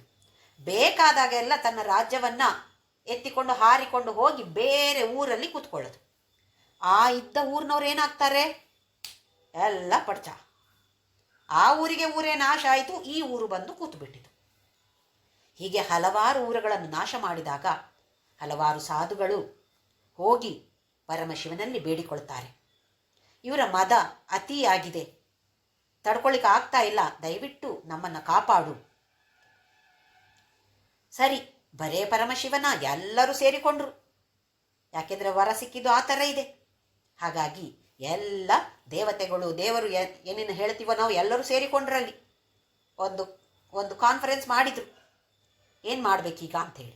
ಹಾಗೆ ಶಿವ ನಾನು ಬಾಣ ಬಿಡ್ತೇನೆ ಅಂತ ಹೇಳ್ದ. ಹೇಗಿರುವ ಬಾಣ? ಸುಮ್ಮನೆ ಬಾಣ ಬಿಟ್ಟರೆ ಅವು 3 ಜನ ಒಂದು ಸಲಕ್ಕೆ ಸತ್ತೋಗ್ತಾರಾ? ಇಲ್ಲ, ಮಹಾವಿಷ್ಣುವೇ ಬಾಣ. ಶಿವ ಒಂದು ರಥ ಏರಿದ. ಯಾವ ರಥ? ಭೂಮಿ ತಾಯಿಯೇ ರಥವಾಗಿ ಬಂದ್ಲಂತೆ, ಪೃಥ್ವಿ ರಥ. ಅದರ ಗಾಲಿಗಳು ಚಕ್ರಗಳು. ಸೂರ್ಯ ಮತ್ತು ಚಂದ್ರ ಆ ರಥಕ್ಕೆ ಚಕ್ರಗಳು. ನಡೆಸುವಂತಹ ಸಾರಥಿ ಯಾರು? ಬ್ರಹ್ಮ, ಚತುರ್ಮುಖ ಬ್ರಹ್ಮ ಸಾರಥಿಯಾಗಿ ಬಂದ. 4 ವೇದಗಳು ಅದಕ್ಕೆ ಕುದುರೆಗಳಾದವು, ರಥಕ್ಕೆ ಕುದುರೆಗಳಾದವು. ಆಮೇಲೆ ಅದಕ್ಕೆ ಬಿಲ್ಲು ಬೇಡವೆ? ಬಾಣ ಸಿಕ್ತು ನಮಗೆ. ಅದಕ್ಕೆ ಬಿಲ್ಲು ಕೂಡ ಬೇಕು ತಾನೆ, ಬಿಲ್ಲು ಬೇಕು. ಅದರಲ್ಲಿರುವ ಒಂದು ಹಗ್ಗ ಹಾಕ್ತಾರೆ ನೋಡಿ ಬಿಲ್ಲಿಗೆ, ಅದು ಬೇಕು. ಆ ಹಗ್ಗ ಆದಿಶೇಷ. ಬಿಲ್ಲು ಯಾವುದು? ಮೇರು ಪರ್ವತವೇ ಬಿಲ್ಲಾಯ್ತಂತೆ. 1,000ಕ್ಕೆ 1 ಬರುವಂತಹ ಒಂದು ಕ್ಷಣ ಬಂದೇ ಬಿಡ್ತು. ರಥವನ್ನು ಏರಿ ಶಿವ ಈ ಮಹಾವಿಷ್ಣು ಅಂತ ಹೇಳುವ ಬಾಣವನ್ನ ಬಿಟ್ಟೆ ನಗ್ತಾ ನಗ್ತಾ ಬಿಟ್ಟುಬಿಟ್ಟಂತೆ. ಬಿಟ್ಟಾಗ ಒಂದೇ ಸಲಕ್ಕೆ 3 ರಾಜ್ಯಗಳ ಅಥವಾ ಈ ಅಸುರರ ನಾಶ ಮಾಡಿಬಿಟ್ಟ ಪರಮಶಿವ. ಇದು ಕಥೆ. ನಮಗಿಲ್ಲಿ ಅದರ ಅಂತರಾರ್ಥ ಏನು ಅಂತ ಹೇಳಿದರೆ, ನಮಗೆಲ್ಲರಿಗೂ ತಿಳಿದಿರುವ ಹಾಗೆ ತತ್ವಬೋಧದಲ್ಲಿ ನಾವು ತಿಳಿದುಕೊಂಡಿದ್ದೇವೆ. ನಮಗೆ 3 ಥರದ ಶರೀರಗಳಿವೆ: ಸ್ಥೂಲ ಶರೀರ, ಸೂಕ್ಷ್ಮ ಶರೀರ, ಕಾರಣ ಶರೀರ. ನಾವು ಈ ದೇಹವನ್ನು ಬಿಟ್ಟು ಹೋಗ್ತೇವೆ ಅಂತ ಹೇಳಿದ್ರೆ ನಾವು ಅದಕ್ಕೆ ಮರಣ ಅಂತ ಹೆಸರು ಕೊಟ್ಟಿದ್ದೇವೆ. ಮೃತ್ಯು ಅಂತ ಹೇಳ್ತೀವಿ. ಮೃತ್ಯು, ಮರಣ ಬಂದಾಗ ಏನಾಗೋದು? ಸ್ಥೂಲ ಶರೀರ ಮಾತ್ರ ನಾಶ ಆಗುವಂಥದ್ದು. ಸೂಕ್ಷ್ಮ ಮತ್ತು ಕಾರಣ ಶರೀರ ಹಾಗೆಯೇ ಉಳಿದುಕೊಳ್ಳುತ್ತೆ. ಇದರ ಬಗ್ಗೆ ನಾವು ತಿಳಿದುಕೊಂಡಿದ್ದೇವೆ. 3 ಶರೀರಗಳಿವೆ. ಈ ಸ್ಥೂಲ ಶರೀರ ಹೋದರೆ ಇನ್ನೊಂದು ಯೋನಿಯಲ್ಲಿ ಮತ್ತೆ ಬೇರೆ ದೇಹದ ಜೊತೆ ಅದೇ ಸೂಕ್ಷ್ಮ ಶರೀರದ ಜೊತೆ ಹುಟ್ಟುತ್ತೇವೆ. ಹಾಗಾದರೆ ಈ 3 ಶರೀರವು ಇಲ್ಲದೆ ಆದಾಗ ನಮಗೆ ಮುಕ್ತಿ, ಕಾರಣ ಶರೀರ ನಾಶ ಆದಾಗ ನಮಗೆ ಮುಕ್ತಿ, ಇದು ನಮಗೆ ಗೊತ್ತಿದೆ. ಈ ಪರಮಶಿವನೇ ನಮ್ಮ ಈ 3 ಶರೀರಗಳನ್ನು ನಾಶ ಮಾಡಿ ನಮಗೆ ಮುಕ್ತಿಯನ್ನು ಕೊಡುವಂಥವನು. ಇದಕ್ಕೆ ತ್ರಿಪುರ ಹರ ಅಂತ ಹೆಸರು. ಕಥೆ ಒಂದು ಬೇರೆ, ಇದರ ಅರ್ಥವನ್ನು ನಾವು ತಿಳಿದುಕೊಳ್ಬೇಕು. ನಮಗೂ ಮುಕ್ತಿ ಬೇಕಾಗಿರುವಂಥದ್ದು. ಅದೇ ಪರಮಶಿವನನ್ನು ಭಜಿಸಿದಾಗ ಅವನು ಹೇಗೆ ಆ ತ್ರಿಪುರ ನಾಶ ಮಾಡಿದ್ನೋ, 3 ರಾಕ್ಷಸರನ್ನು ಒಂದೇ ಸಲ ನಾಶ ಮಾಡಿದ್ನೋ, ಅದೇ ರೀತಿಯಲ್ಲಿ ನಮ್ಮ ಸ್ಥೂಲ ಶರೀರ, ಸೂಕ್ಷ್ಮ ಶರೀರ, ಕಾರಣ ಶರೀರವನ್ನು ನಾಶ ಮಾಡಿ ನಮಗೆ ಮುಕ್ತಿಯನ್ನು ಕೊಡುವಂಥವನು ತ್ರಿಪುರಹರಂ. ಆದ್ಯಂ, ಆದ್ಯ ಅಂತ ಹೇಳಿದ್ರೆ ಮೊದಲಿಗ, ಆದಿಯಾಗಿರುವಂಥವನು. ತ್ರಿನಯನಂ, 3 ಕಣ್ಣು ಇರುವಂಥವನು. ಇದೆಲ್ಲ ನಮಗೆ ಗೊತ್ತಿದೆ. ಜಟಾಭಾರೋದಾರಂ, ಒಂದು